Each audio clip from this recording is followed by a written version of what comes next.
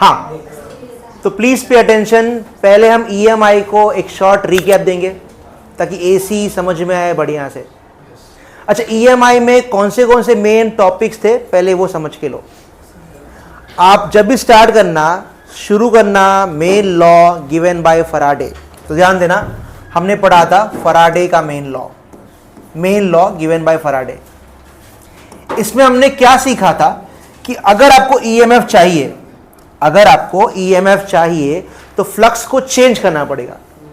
Simple words में जब flux change होगा ना तभी EMF इंड्यूस्ड होगा। इंड्यूस का मतलब क्या होता है? खुद से आना। तो सिंपल लॉ है, जब फ्लक्स चेंज होगा तभी क्या होगा? EMF इंड्यूस्ड होगा। EMF इंड्यूस्ड होगा। आई बात समझ में? तो ये लॉ नहीं भूलना। ये लॉ हमें सिखाता है कि अगर अपने को EMF चाहिए ना तो अपने को कुछ भी करके फ्लक्स को चेंज करना पड़ेगा। क्या तरीका है चेंज करने का वो हम आगे देखेंगे, फिलहाल फ्लक्स को चेंज करना इंपॉर्टेंट है। ठीक है, इसके बाद हमने सीखा था सेकेंड लॉ में। क्या सीखा था? सेकेंड लॉ में हमने सीखा था कि आपका जो EMF है ना वो प्रोपोर्शनल है किसको? d∅/dt। अब ये क्या है बताया था मैंने, सिंपल सी बात है, फ्लक्स अगर चेंज होगा तो वो with respect to time change होगा, वही तो है d∅/dt। सिंपल वर्ड्स में क्या है? ये rate of change of magnetic flux. जितना चेंज ज्यादा होगा ना उतना EMF ज्यादा होगा। इसके बाद हमने सीखा था, फराडे ने नहीं बता पाया है क्या? डायरेक्शन। ये काम किसने किया था? लेंज ने। तो लेंज ने दिया डायरेक्शन। तो सिंपल ध्यान रखना, लेंज का लॉ कहता है E = -d∅/dt। इसका मतलब क्या होता है? यस, ये जो EMF है वो इस दुनिया में क्यों आया? d∅/dt की वजह से। ये उसी को अपोज कर रहा है। सिंपल ध्यान रखना, ठीक है।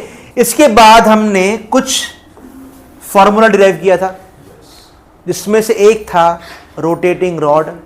आई होप याद होगा। चलो एक बार रिकैप मारते हैं। रोटेटिंग रॉड का डेरिवेशन। रोटेटिंग रॉड का EMF चाहिए, रॉड का EMF। इसके स्टेप्स रिकॉल कर लो, बहुत ही आसान सा डेरिवेशन था। हमें करना क्या था? एक रॉड को कहां घुमाना है? मैग्नेटिक फील्ड के अंदर, ठीक है, और उसमें EMF इंड्यूस्ड होगा। हमें उसी का फॉर्मूला चाहिए। हमने पढ़ा था, एक रिकैप मार रहे हैं तो याद करो इसका डायग्राम। ये आपका रॉड हो गया, याद आया? ये क्या था? पिवोट। इस रॉड में आप कहीं भी एक छोटा सा एरिया ले सकते हो। तो मैं इतना एरिया ले लिया। याद करो इसको हमने dr से किया था डिनोट। dr का डिस्टेंस पिवोट से कितना था? छोटा r। और लेंथ के लिए हमने स्मॉल l यूज किया था। और ये रॉड कहां रखा गया है? मैग्नेटिक फील्ड के अंदर। ये बात का ध्यान रखना। तो डायग्राम बड़ा आसान है। ये डिराइव करने के लिए आपको दिमाग में BLV रखना पड़ेगा, जो भी हम प्रूव कर चुके हैं। BLV ये EMF का ही फॉर्मूला है। जब भी आपको दिखे वेलोसिटी और EMF पूछेंगे ना तो एक ही ऑप्शन है BLV, ये दिमाग में रखना, ठीक है। अब dr का EMF जो रहेगा ना उसको हम DE से करेंगे डिनोट। DE क्या है? dr का EMF है। इस इक्वल टू क्या आएगा? B LV होता है ना भाई, तो L की जगह क्या आएगा? dr into V। ये स्टेप 1 ध्यान रखना, याद रहेगा। BLV दिमाग में रखना और B की जगह तो B ही लिखोगे लेकिन L की जगह dr रहेगा और V। अब मुझे चाहिए पूरा EMF। कैसे मिलेगा? इसी को इंटीग्रेट करके लिमिट लोगे 0 से लेकर L तक, क्योंकि रॉड की पूरी लेंथ L है। अब DE की वैल्यू पुटअप कर दो तो नेक्स्ट स्टेप में क्या हो जाएगा? ये हो जाएगा B dr into V, limit 0 to L। फिर हमने क्या किया था? B को बाहर निकाला था और v की जगह r ओमेगा पुटअप किया था। ये रोटेशनल मोशन का फॉर्मूला है, आपको याद होगा, चैप्टर नंबर 1 में आया था। तो since v is equal to r omega, what is omega? Angular velocity.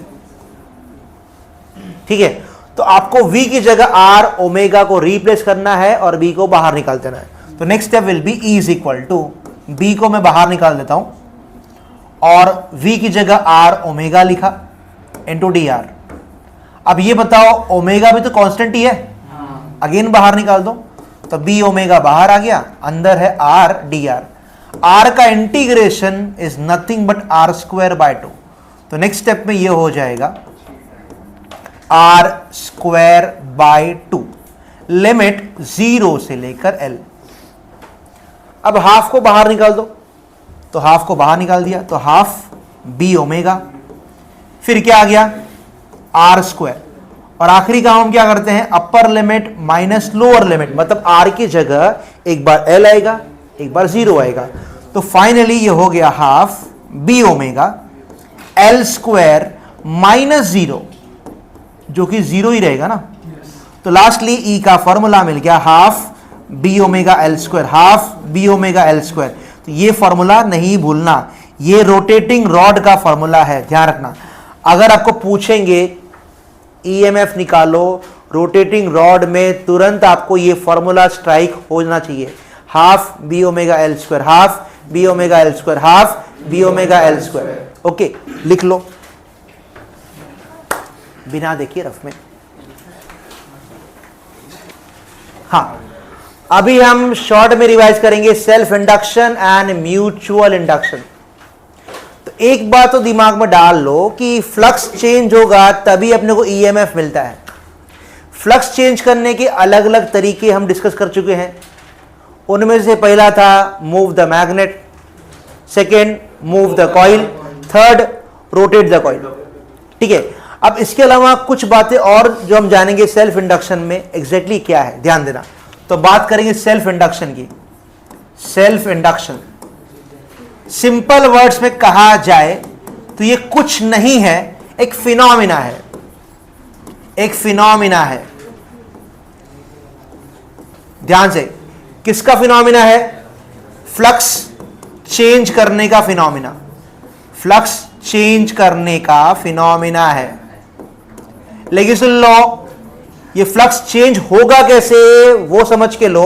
हम करंट चेंज करके ना उसको अचीव करने वाले हैं। तो करंट चेंज करके हम इसको अचीव करने वाले हैं, करंट चेंज करके। वापस ध्यान दो, सिंपल वर्ड्स में ये एक तरीका है, फिनोमिना है, मेथड है क्या करने का? फ्लक्स को चेंज करने का। चेंज करना क्यों है? ताकि मुझे ईएमएफ मिले। लेकिन ये फ्लक्स चेंज कैसे होगा? करंट को चेंज करके।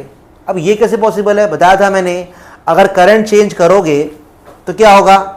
मैग्नेटिक फील्ड चेंज होगा ना, तो फ्लक्स ऑटोमेटिकली चेंज हो जाएगा। हमने सीखा था ना यार, किसी भी वायर से अगर हमने करंट पास किया तो उसके आसपास क्या होता है? मैग्नेटिक फील्ड बनता है। तो करंट चेंज करोगे तो फील्ड भी चेंज होगा, तो फ्लक्स भी चेंज होगा, और फ्लक्स चेंज होते ही अपने को ईएमएफ मिल जाएगा। समझा? तो सिंपल वर्ड्स में ये एक फिनोमिना है फ्लक्स को चेंज करने का। कैसे? करंट को चेंज करके। लेकिन सुन लो, ये जो करंट है ना, हम उसी कॉइल में चेंज करेंगे। मतलब कॉइल एक ही है, ध्यान देना। हमने बाहर से बैटरी लगाया था की ऑन ऑफ करने के लिए, बराबर ना?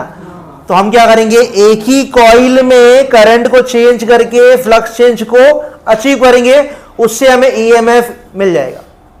तो यही है सेल्फ इंडक्शन। इसका फॉर्मूला याद करो, सिंपल था। आपका जो फाई है ना, वो करंट को प्रोपोर्शनल है। तो नेक्स्ट स्टेप में आएगा कांस्टेंट जो कि एल है। एल का नाम coefficient of self induction. L का नाम coefficient self induction, yes, coefficient of self induction. एकदम क्लियर? इसके बाद E का फॉर्मूला क्या है? Minus D phi by D T. E का फॉर्मूला है minus D phi by D T. तो अगर मैंने फाई की वैल्यू पुटअप कर दी, चेक करो क्या आ जाएगा? Minus D by D T of L I. अब एल तो कांस्टेंट है ना भाई, बाहर निकाल दोगे तो ई का फॉर्मूला तैयार है, minus L D I by D T, minus L D I by D T, minus L, बस। तो ये फॉर्मूला ध्यान रखना, ठीक है। एक्टिव हम पढ़ेंगे म्यूचुअल। म्यूचुअल में क्या होता है, हम दो कॉइल को सटा के रख देंगे। यहां दो कॉइल है, तो एक को हम नाम क्या देंगे, प्राइमरी, और दूसरे को सेकेंडरी नाम देंगे। ध्यान देना, इसमें दो कॉइल है, आपको पहले ये पता होना चाहिए, और दोनों कॉइल को हमने बहुत ही पास पास रखा है। ध्यान रखना, पास पास रखा है, क्लियर। तो ये हो गया आपका सेल, ये की ऑन ऑफ करने के लिए, और यहां पे लगा दो एक गैल्वेनो, ताकि पता चले करंट फ्लो हो रहा है कि नहीं। दो कॉइल है, इसको प्राइमरी नाम देंगे, इसको सेकेंडरी। अब देख लो म्यूचुअल क्या होता है। म्यूचुअल में हम क्या करेंगे, एक कॉइल में करंट को चेंज करेंगे, लेकिन सिंपल सी बात है, जो फ्लक्स चेंज होगा ना वो दोनों कॉइल से लिंक है ना। तो आप क्या बोल सकते हो, दोनों कॉइल में फ्लक्स चेंज होगा, इसीलिए दोनों कॉइल में ईएमएफ इंड्यूस्ड होगा। लेकिन सिंस हम क्या पढ़ रहे हैं म्यूचुअल, तो अपना पूरा फोकस कहां रहेगा, सेकेंडरी कॉइल में। तो सिंपल ध्यान रखना, ये भी एक फिनोमिना है, ये भी क्या है, फिनोमिना है।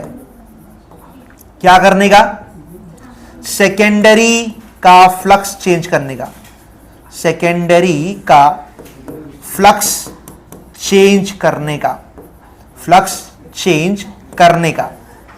लेकिन कैसे, कैसे, प्राइमरी में करंट चेंज करके, प्राइमरी में करंट चेंज करके, प्राइमरी में करंट चेंज करके, सिंपल करंट चेंज करके। तो आसान तरीका है, ध्यान देना, समझने का इसको। प्राइमरी में करंट चेंज करोगे, सेकेंडरी में फ्लक्स चेंज होगा और ईएमएफ इंड्यूस्ड होगा। इसीलिए इसका फॉर्मूला देखो ध्यान से, थोड़ा अलग है। इसमें हम क्या लिखेंगे, यहां भी क्या लिखा, फाई और आई लिखा ना, यहां फाई एस लिखोगे और आई पी लिखोगे, ये फाई एस है, ध्यान रखना। नेक्स्ट स्टेप में एल की जगह एम आएगा, M M M I P, समझा। इसीलिए ईएमएफ का फॉर्मूले में क्या होगा बोलो, एम आ जाएगा। तो ईएस का फॉर्मूला बोलो, minus M D I P by D T, खत्म। तो ये है अपना फाइनल फॉर्मूला। सबको समझा। सेल्फ हो या म्यूचुअल हो, दोनों फिनोमिना है। सेल्फ में हमने क्या किया, उसी कॉइल में करंट को चेंज करके फ्लक्स चेंज को हासिल किया, ईएमएफ मिल गया। थोड़ी म्यूचुअल, प्राइमरी में करंट चेंज करोगे तो सेकेंडरी में भी क्या होगा, flux change and EMF induced. ये इसकी पूरी कहानी देख लो। जब मैंने कहा देख लो मतलब पॉज। चलो अब हम डिराइव करेंगे एक सिंपल सा डेरिवेशन, इसका नाम है इंडक्टेंस पर unit length. I repeat, inductance पर यूनिट लेंथ। हमें चाहिए इसका डेरिवेशन फॉर्मूला, इंडक्टेंस पर यूनिट लेंथ। इसका सिंबल क्या होगा, ध्यान दो, इसका सिंबल रहेगा बड़ा एल बाय छोटा एल। एक सलाह है, लेंथ के लिए छोटा एल लेना, क्योंकि इंडक्टेंस के लिए हमने बड़ा एल ले चुके हैं, ठीक है। तो हमें चाहिए एल बाय एल का एक्सप्रेशन, फॉर्मूला चाहिए। स्टेप्स रिकॉल करो। Step number 1, N phi L I. ये कहां से आया, अभी हमने जस्ट देखा सेल्फ इंडक्शन में फाई एल आई था। अगर टर्न्स है तो क्या करोगे, टर्न्स के लिए एन से मल्टीप्लाई करना पड़ेगा, तो एन फाई एल आई आएगा। ये स्टेप 1 बराबर ध्यान रखना भाई, बस N phi L I, N phi L I, N phi L I. इसके बाद क्या करोगे, एल को अलग कर लो। तो एल को मैंने अलग किया, N phi upon I, clear. इसके बाद ध्यान रखना, फॉर सोलेनॉइड बता चुका हूं, इसके लिए बी का स्पेशल फॉर्मूला मुन्नी, म्यू नॉट एन आई। ध्यान रखना, mu naught N i, mu naught N i, ठीक है। यहां पे एन का मतलब क्या था, number of turns per unit length. तो बड़ा एन क्या होगा, एनएल। क्लियर। तो आपको करना क्या है, आपको ना ध्यान दो, दो चीज रिप्लेस करना है, एक तो बड़ा एन, दूसरा बी का फॉर्मूला, दोनों आपको करना है सब्स्टिट्यूट इस इक्वेशन में या फॉर्मूला में। चलो करते हैं, ध्यान देना। तो बड़ा एल इज इक्वल टू, ध्यान देना, बड़ा एन पहले, तो बड़ा एन की जगह क्या आएगा, एन एल आ जाएगा, क्लियर। और फाई की जगह क्या आएगा, बी इंटू ए, पता है कि नहीं फाई क्या होता है, बी इंटू ए, ओके ध्यान रखना। तो मैं फाई की जगह सीधा बी इंटू ए लिख देता हूं, अपॉन बोलो आई, भाई समझा, ध्यान रखना फाई बैन है ना भाई, लेकिन हम एन से मल्टीप्लाई कर चुके हैं तो दोबारा नहीं करना है, तो सिंपली फाई की जगह बी इंटू ए लिखना, सिंपल, एकदम क्लियर। चलो नेक्स्ट बोलो फिर, L is equal to N L, और बी की जगह क्या आ जाएगा, mu naught N I A upon I, कुछ कटा, स्मॉल एल को नीचे भेज दो, तो लास्ट स्टेप अपना हो जाएगा, ध्यान देना, last step L by L mu naught n square A, खत्म। तो ये है अपना फाइनल स्टेप, याद रहेगा, mu naught n square A, बोलो mu naught n square A, बोलो म्यू नॉट, बस याद रहेगा। अगेन रिकॉल को step, n phi L I, N phi L i, फिर बड़े एल को अलग कर लो, फिर चाहो तो आप यहीं पे फाई की जगह बी ए कर सकते हो, पहले करो बाद में करो क्या ही फर्क पड़ता है। फिर ध्यान रखना दो चीज को करना है रिप्लेस, बी की जगह म्यू नॉट एन आई और बड़े एन की जगह एन एल आएगा, ये दो चीज रख दोगे तो आराम से डिराइव कर पाओगे। तो यही है अपना डेरिवेशन, देख लो।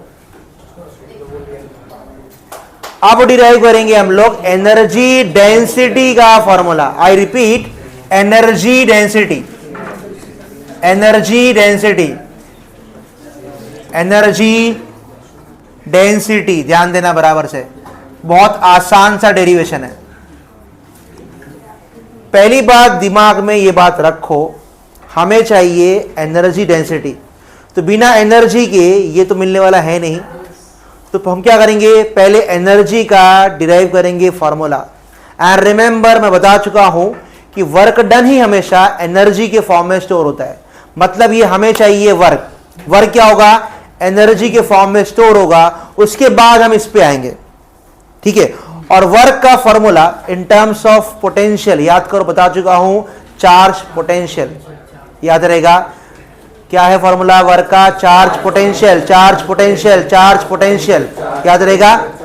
तो स्टेप वन क्या था, वर्क का फॉर्मूला है charge potential, charge D Q potentially, लेकिन याद करो नेगेटिव साइन, याद आया, अगेंस्ट बोलना नहीं, नेगेटिव साइन को। उसके बाद ई का तो नॉन फॉर्मूला है minus L D I by D T, yes, since E is equal to minus L D I by D T.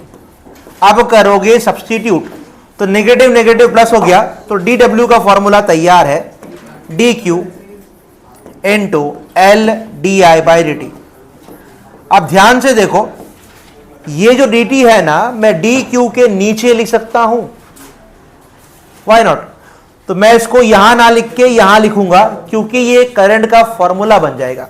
तो नेक्स्ट स्टेप में D W D Q by D T, सही है, into L D I. अब ध्यान से देखो, ये जो है ये करंट का फॉर्मूला है, तो नेक्स्ट स्टेप में ये बन गया D W I L D I, समझा।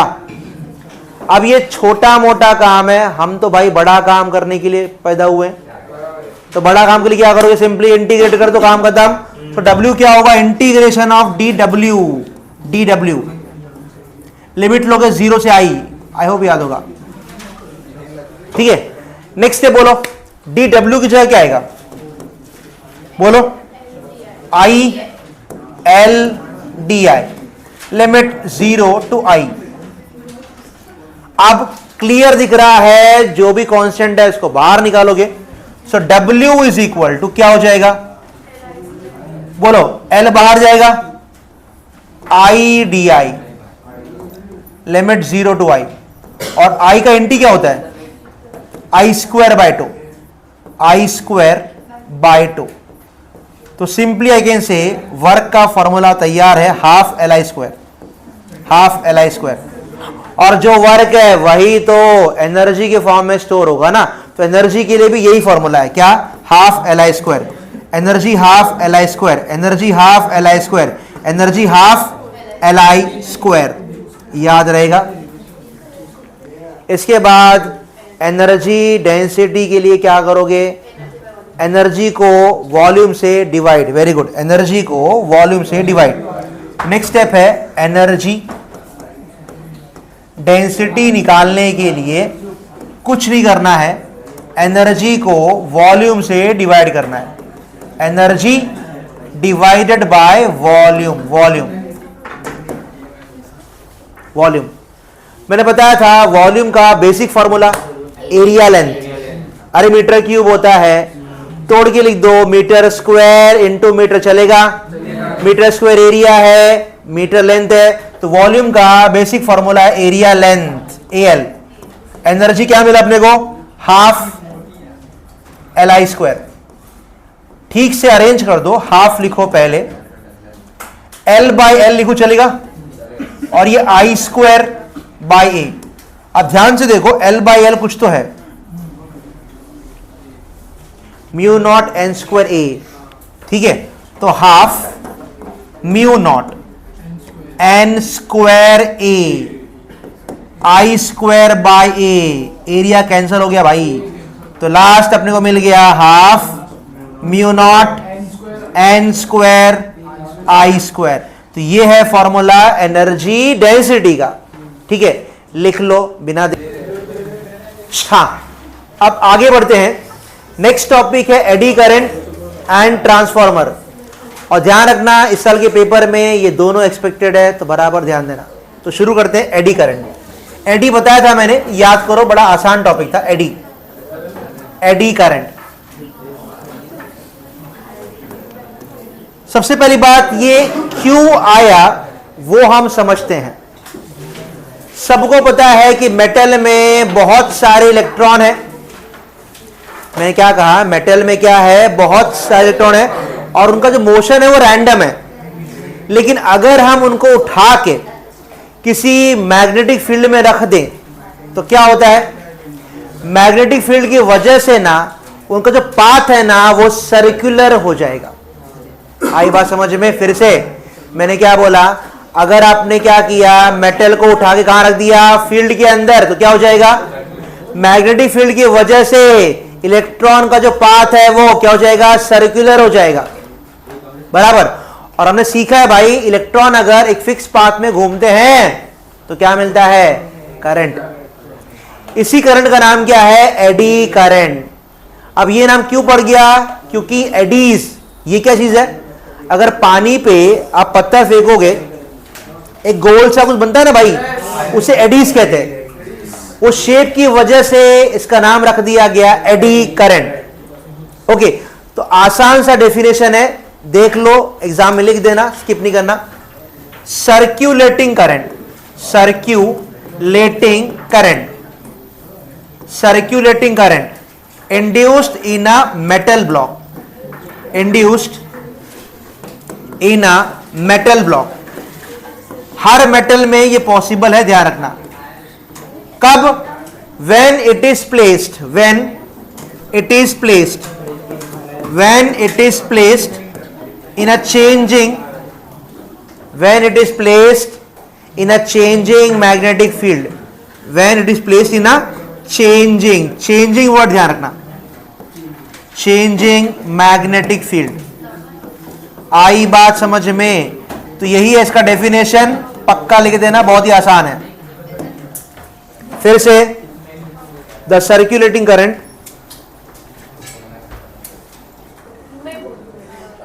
रिवाइज क्यों,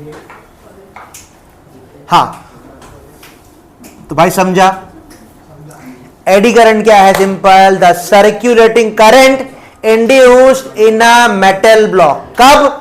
when it is placed in a changing magnetic field. बराबर। तो यही है इसका डेफिनेशन, बराबर ध्यान रखना। इसके बाद आपको मैंने कहा था इसका मेन 4 एप्लीकेशन। इसके लिए कोड वर्ड जो दिया था भूलना नहीं, देसी देसी देसी देसी, ये अपना कोड वर्ड है। D for dead beat, dead beat galvanometer, dead beat galvanometer, galvanometer. E for electric brakes, जो गाड़ियों में होता है, ट्रेन में होता है, इलेक्ट्रिक ब्रेक्स। एस स्पीडोमीटर, ये नाम से ही क्लियर हो गया रहेगा, जो स्पीड चेक करता है उसी को बोलते हैं। आई इंडक्शन फर्नेस, ये मेल्टिंग के पर्पस में हम इस्तेमाल करते हैं। अगर मान लो आपको मेल्ट करना है बहुत सारा मेटल लार्ज अमाउंट में, तो हम इंडक्शन फर्नेस यूज करते हैं। अच्छा, डेड बीट गैल्वेनो क्या है, ये नाम क्यों रखा गया? क्योंकि इसकी स्पेशलिटी है, जैसे हम बंद करते ना, ये बहुत जल्दी रेस्ट पे आता है, quickly comes to rest, that's why ये नाम पड़ गया। तो एडी में आपको मेन ये चीज ध्यान रखना है, बस एग्जाम पॉइंट ऑफ व्यू ये चीजें नहीं भूलना। इसके बाद आगे बढ़ते हैं, नेक्स्ट टॉपिक है ट्रांसफॉर्मर। इससे पहले ये नोट कर लो। हाँ, ईएमआई का नेक्स्ट मेन टॉपिक है ट्रांसफॉर्मर, और 99% इसके आने का चांस है एंट्रेंस में एज वेल एज बोर्ड्स में, तो ध्यान से देखना। Let's start transformer. ध्यान दो, बहुत सिंपल टॉपिक है ट्रांसफॉर्मर। ट्रांसफॉर्मर, ट्रांसफॉर्मर, ध्यान देना। ट्रांसफॉर्मर, बराबर ध्यान दो। पहली बात ये क्या है और इसका प्रिंसिपल क्या है, ये 2 लाइन ध्यान रखना। अलग से प्रिंसिपल ही पूछ सकते हैं। ट्रांसफॉर्मर का एक ही काम है, ट्रांसफॉर्म करना, मींस चेंज करना। क्या चेंज करेगा? Alternating voltage. भाई ये एसी को डीसी में कन्वर्ट नहीं करता, ध्यान रखना, गलती नहीं करना। ये इंक्रीज या डिक्रीज करता है, प्लीज बी क्लियर। वो अलग केस है, वो रेक्टिफायर है, वो अलग केस है। ये क्या करता है? वोल्टेज इंक्रीज और डिक्रीज, ट्रांसफॉर्म करता है, कंफ्यूज मत होना। क्लियर? इसका मेन काम क्या है? इंक्रीज और डिक्रीज करना, इंक्रीज और डिक्रीज। क्या? अल्टरनेटिंग वोल्टेज, ध्यान रखना, अल्टरनेटिंग वोल्टेज, अल्टरनेटिंग वोल्टेज। तो ये बात दिमाग में अच्छे से रखना। क्लियर? इसके बाद ध्यान रखना, इसका एक ही मेन प्रिंसिपल है, ये म्यूचुअल इंडक्शन में काम करता है। म्यूचुअल, इसका मतलब ये हुआ कि 2 कॉइल होगा, फिर एक प्राइमरी एक सेकेंडरी। तो क्या है प्रिंसिपल? ये वर्ड ध्यान रखना, इसका प्रिंसिपल है म्यूचुअल, इसका प्रिंसिपल है म्यूचुअल। ये वर्ड लिख दोगे मार्क्स मिल जाएगा। I repeat, mutual induction, mutual induction. एकदम क्लियर? अब आगे बढ़ते हैं, इसका कंस्ट्रक्शन क्या है और वर्किंग क्या है। कंस्ट्रक्शन तो बड़ा ही आसान था, आपको शायद याद भी होगा। कंस्ट्रक्शन देखो ध्यान से। तो बेसिकली आपको मैंने कहा था ये बनता है आयरन कोर से, सॉफ्ट आयरन कोर। इमेजिन करो हमने एक फ्रेम बना दिया, फ्रेम, इमेजिन कर पा रहे हो? सिंपली अगर ड्रॉ किया जाए तो ये एक सॉफ्ट आयरन कोर का फ्रेम है, सॉफ्ट आयरन कोर का फ्रेम बना दिया हमने, और शेप क्लियर दिख रहा है, रेक्टेंगुलर शेप का है। समझा क्या है ये? सॉफ्ट आयरन कोर, ध्यान रखना, सॉफ्ट आयरन कोर। एकदम क्लियर हुआ? इसके बाद सुन लो, अब लेंगे कॉपर का तार और लपेट देना है, लेकिन दोनों तरफ। तो कुछ वाइंडिंग यहां बनाएंगे और कुछ वाइंडिंग यहां बनाएंगे, ध्यान रखना। एक तरफ प्राइमरी नाम दे दो, एक तरफ सेकेंडरी नाम दे दो, और मोस्टली हम लेफ्ट वाले को प्राइमरी मानते हैं और राइट वाले को सेकेंडरी मानते हैं। और एक बात, ऐसा नहीं है, जहां इनपुट दोगे ना वो प्राइमरी कहलाएगा, और जहां से आउटपुट लोगे वो सेकेंडरी कहलाएगा। ये क्लियर करो पहले, समझा? इनपुट दोगे वो प्राइमरी रहेगा, जहां से आउटपुट लोगे वो सेकेंडरी है, ठीक है? तो इनपुट आपका यहां रहेगा, और अपना इनपुट क्या है भाई? एसी है। मैंने कहा था अपना इनपुट एसी है, और यहां रहेगा लोड। लोड क्या होता है बताया था मैं, करंट को कंज्यूम करता है ना, उसे लोड। ट्यूबलाइट लोड है, एसी लोड है, फैन लोड है। लोड उसे कहते हैं जो करंट को विड्रॉ करता है, कंफ्यूज मत होना। और लोड का जो रेजिस्टेंस है ना वो आरएल है, फुल फॉर्म लोड रेजिस्टेंस। अच्छा, अब मैंने दिया एसी, तो फायदा पता है क्या होगा? एसी का ध्यान से देखो, इसकी प्रॉपर्टी है, इसका मैग्नीट्यूड, इसका डायरेक्शन हर पॉइंट पे बदल रहा है। फिर से मैंने क्या बोला? एसी का मैग्नीट्यूड, डायरेक्शन हर पॉइंट पे बदल रहा है। तो फायदा क्या होगा? अपने को लगातार करंट चेंज मिलेगा, इससे लगातार फ्लक्स भी चेंज होगा, और ईएमएफ लगातार इंड्यूस होते रहेगा। ये सबसे बड़ा फायदा ये है एसी का, समझा? तो एसी से हम फ्लक्स को कंटिन्यूअस चेंज कर सकते हैं, तो ये बात नहीं भूलना। उसके बाद क्या होगा? दोनों कॉइल में ईएमएफ इंड्यूस्ड होगा, प्राइमरी में भी और सेकेंडरी में भी, ठीक है? अब आगे बढ़ते हैं। ई का फॉर्मूला है minus D five by D T, तो ईपी क्या होगा? Minus D five P by D T. सही लिखा? यहां टर्न्स है तो आपको एनपी से मल्टीप्लाई भी करना पड़ेगा। एनपी क्या है? प्राइमरी टर्न्स है, ईपी प्राइमरी ईएमएफ है। अब इसको देख के बताओ ईएस का फॉर्मूला क्या होगा? D phi S by D T into N S. एकदम क्लियर? अब मैं डिवाइड करने जा रहा हूं, और ध्यान देना दोनों कॉइल में चेंज तो सेम ही रहेगा ना भाई। D five by D T दोनों कॉइल में सेम ही रहेगा ना अप्रोक्सीमेटली, तो कट जाएगा। तो ईपी बाई एस क्या हो गया? ईपी बाई एस क्या हो गया?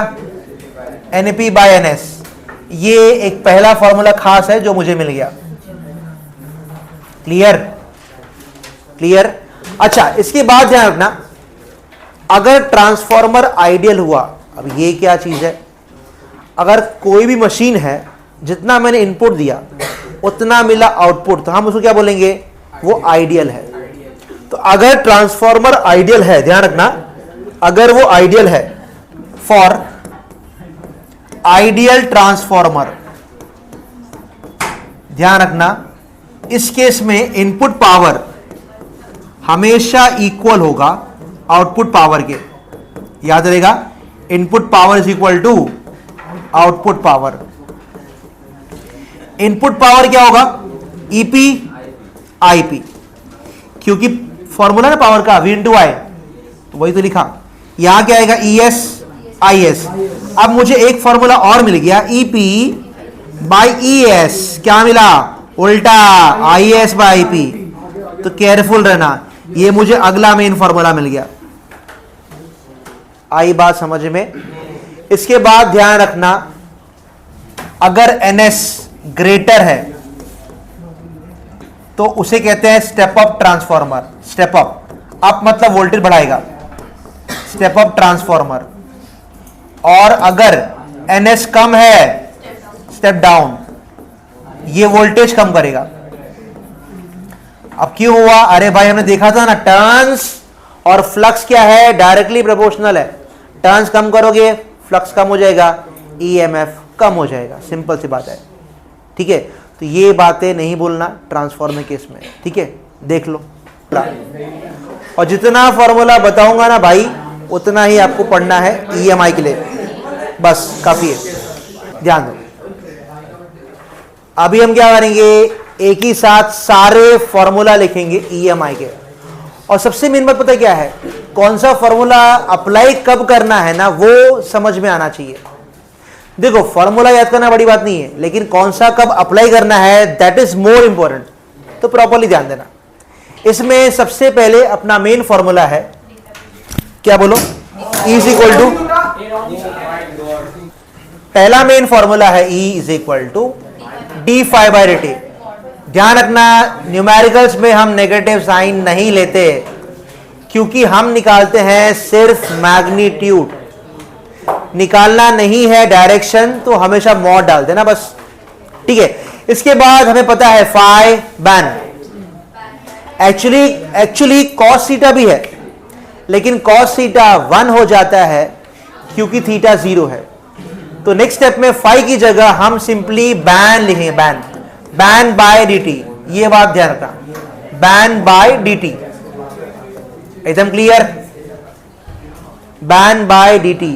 अब सुन लो ध्यान से, अब क्या क्या बनेगी पॉसिबिलिटी। नंबर 1, अगर b चेंज हुआ तो क्या, फिर a चेंज हुआ तो क्या, फिर दोनों चेंज हुए तो क्या। अगर मान लो b चेंज हो रहा है तो अपना नया फॉर्मूला कुछ ऐसा बनेगा, a बाहर निकाल दोगे, b2 minus b1 n bye dt। ये कब लगाओगे, जब b चेंज होगा तो। अगर मान लो एरिया चेंज हुआ तो अपना फॉर्मूला क्या बनेगा, b बाहर निकालोगे, a2 minus a1 dt into n। Clear, फिर से ध्यान रखना, ये कब लगाओगे, जब b चेंज होगा, ये जब एरिया चेंज होगा, और अगला वाला अगर दोनों चेंज हुआ तो ये लगाओगे formula b2 a2 minus b1 a1, bracket डाल दो, बाहर n लिख दो, बाय dt। एक खास बात ध्यान रखना, अगर n नहीं देंगे ना भाई तो 1 लेना, n को 0 मत समझना, n नहीं दिया है तो 1 लेने का, n टर्न्स है ना। एकदम क्लियर हुआ, फिर से बोलो, ये कब लगाओगे, जब b चेंज होगा, b चेंज होगा, ये एरिया चेंज होगा, एरिया चेंज होगा, एरिया चेंज होगा। एरिया में दे में स्क्वायर से कि स्क्वायर था, कोई और शेप हो गया तो वो हिसाब से यू हैव टू अज्यूम। ये जब b और a दोनों चेंज होगा, जब b एंड a, यहां दोनों चेंज होगा, दोनों चेंज होगा। एकदम क्लियर है भाई, ठीक है। अच्छा, इसके बाद देख लो, 1 बाय टाइम फ्रीक्वेंसी होता है। आपको 1 बाय टाइम दिख रहा है कहीं भी? अरे dt नीचे ना, 1 बाय dt फ्रीक्वेंसी है। अगर n 1 हो गया तो एक फॉर्मूला मुझे और मिल जाएगा, बैफ। ये कब लगाओगे, हाँ, जब फ्रीक्वेंसी देंगे, चेंज नहीं बोलना, जब फ्रीक्वेंसी देंगे। क्लियर हुआ, फ्रीक्वेंसी दिखा तो बैफ। अच्छा, याद करो, बताया था मैंने, अगर देंगे वेलोसिटी तो BLV। सबसे फेवरेट फॉर्मूला और खास यही है, हाँ, IMP है। जब V देंगे, जब वेलोसिटी देंगे, ध्यान रखना, वेलोसिटी देंगे। एकदम क्लियर, V दिखा BLV, V दिखा BLV, V दिखा BLV। लेकिन सुनो, कन्वर्जन बोलना नहीं, कन्वर्जन। अगर आपको दिया है किलोमीटर पर आवर में तो मीटर पर सेकेंड के लिए 5/18 से मल्टीप्लाई करना, भूलना नहीं। इसके बाद रोटेटिंग रॉड दिखा दो, रोटेटिंग रॉड अगर हुआ तो E का formula half B omega L square, half B omega L square. Clearly rod mention रहेगा, अज्यूम मत करना, समझा। इसके बाद सेल्फ म्यूचुअल, सेल्फ के लिए E का formula L di by dt। यहां ध्यान रखना, नेगेटिव साइन नहीं आएगा, मॉड है। और म्यूचुअल के लिए बोलो E is equal to m dip हो जाएगा बाय dt। लेकिन अगर म्यूचुअल है तो हम ES लिखेंगे, कंफ्यूज मत होना। सेल्फ का ये है, म्यूचुअल का ये है। इसके बाद नेक्स्ट है इंडक्टेंस पर यूनिट लेंथ, इंडक्टेंस पर यूनिट लेंथ। सिंबल इसका L बाय L, बड़ा L बाय छोटा L। क्या था बोलो formula, mu naught n square A। बोलो म्यू नॉट बोलो म्यू नॉट एल स्क्वायर ए, याद रहेगा। नेक्स्ट स्टेप ये हो गया। इसके बाद एनर्जी, एनर्जी के लिए बोलो half L I square, half L I square. फिर एनर्जी डेंसिटी हुआ तो अलग फॉर्मूला है, इसका याद करो फॉर्मूला क्या था, हाफ था म्यू नॉट, आगे एन आई स्क्वायर, चेक करो बराबर है, और एन का भी स्क्वायर है, यस। अगर भूल गए भाई चाहे तो क्या करोगे, एनर्जी को डिवाइड कर दो वॉल्यूम से, निकाल लेना, कौन सी बड़ी बात है। ठीक है, क्लियर, याद रहेगा। उसके बाद एक लास्ट ध्यान रखना, अगर आपको बोलेंगे सीरीज पैरेलल, एल सीरीज में है, एल सीरीज में है, तो ध्यान रखना ये कुछ नया नहीं है, आपको ऑलरेडी पता है, याद आया। एल पैरेलल में है तो क्या आएगा, गैस मार लो, हाँ 1/LP आ जाएगा ना, फिर 1/L1 प्लस 1/L2। तो इतने फॉर्मूले ध्यान रखना, इन्हीं पे ही न्यूमेरिकल्स आते हैं। ठीक है, देख लो, इसमें ऐड कर लेना वन मोर फॉर्मूला ट्रांसफॉर्मर। इसमें एक ही ध्यान रखना, मैं यहां लिख देता हूं, इसमें ईपी बाय ईएस, बोलो एनपी बाय एनएस, और उल्टा current IS by EP, sorry IP. ये ट्रांसफॉर्मर का फॉर्मूला है, ट्रांसफॉर्मर लिख लो, ध्यान दो। अब